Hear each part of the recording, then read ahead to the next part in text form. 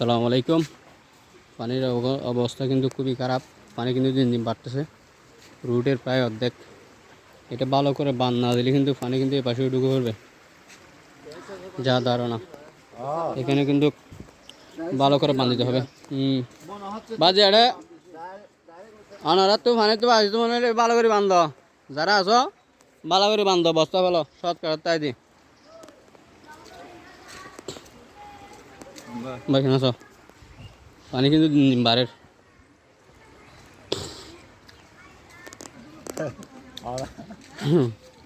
পানির অবস্থা খারাপ।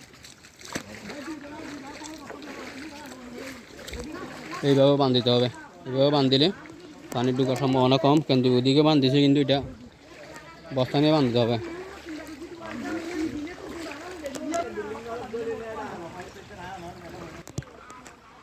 মসজিদে প্রায় পানি ঢুকে পড়েছে, কিন্তু এটা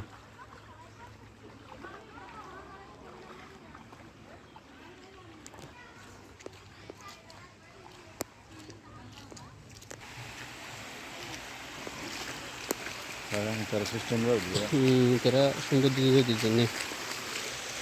দেখেন ভাই, দেখেন এখানে পাগলে বিল কিন্তু আমাদের কালত ভাইও চলে এসেছেন পরিদর্শন করতে। ভাই কি অবস্থা দেখা, কেমন দেখা আছে?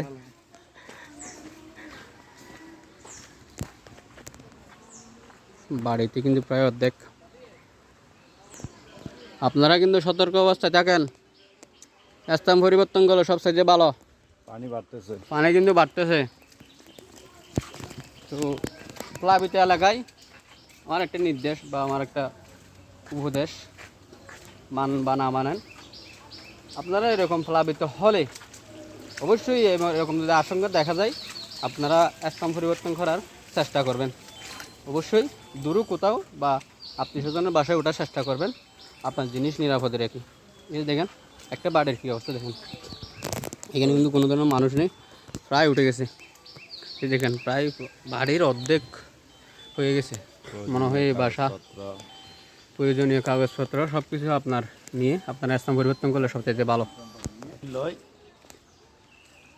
পানি কেন পানি তো জানো তো বাড়ে আরো।